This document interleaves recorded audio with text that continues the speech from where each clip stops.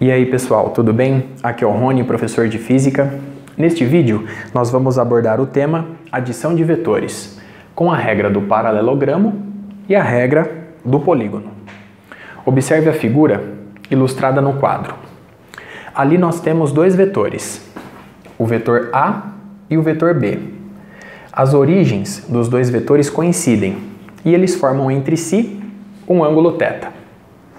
O vetor S é o vetor soma, obtido a partir desta soma vetorial. Nesta situação, em que as origens dos vetores coincidem, nós devemos utilizar a regra do paralelogramo. Para fazer isso, basta traçar, a partir do término do vetor B, uma linha pontilhada paralela ao vetor A. E, a partir do término do vetor A, basta traçar uma linha pontilhada paralela ao vetor B. O vetor soma é desenhado na diagonal do paralelogramo obtido. Observe a partir da figura que nela nós temos a intensidade ou módulo do vetor S e a sua direção e sentido. O mesmo resultado é obtido a partir da regra do polígono, situação na qual nós devemos colocar um vetor na sequência do outro. Observe esta figura ilustrada no quadro agora. Primeiramente eu desenhei o vetor A e coloquei na sequência o vetor B. O vetor soma é obtido ligando diretamente a origem do vetor A ao término do vetor B. Eu posso inverter a soma. Eu posso colocar inicialmente o vetor B e na sequência o vetor A. O vetor soma será o mesmo. Ele terá a mesma intensidade, a mesma direção e o mesmo sentido. Neste caso, para obtê-lo, basta ligar diretamente a origem do vetor B ao término do vetor A. Portanto, para reforçar, não importa a ordem da soma vetorial, o resultado obtido é o mesmo. Vamos agora recuperar a regra do paralelogramo. Observe a figura central. Nela, eu mantive o vetor B e transladei o vetor A para este lado do paralelogramo. Perceba que o ângulo entre a direção do vetor B e a direção do vetor A vale θ.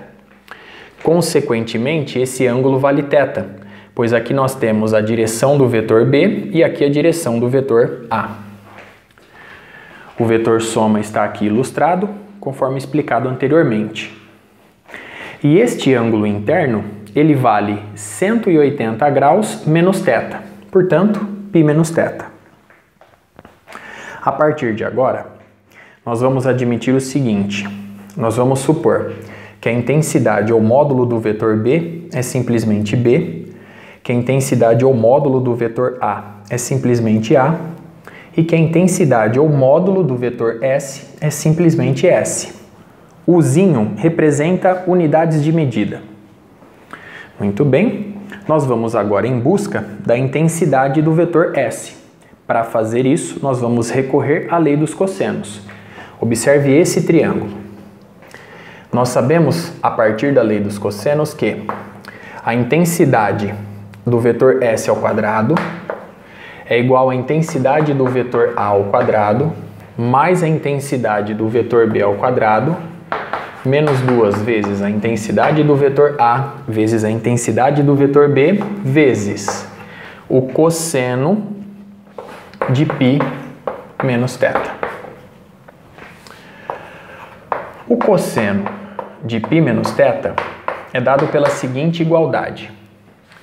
Ele é igual ao cosseno de π vezes o cosseno de θ mais seno de π vezes o seno de θ.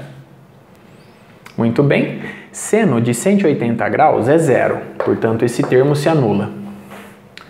Consequentemente, o cosseno de π menos θ é igual a o cosseno de π de 180 graus é menos 1, portanto eu vou obter menos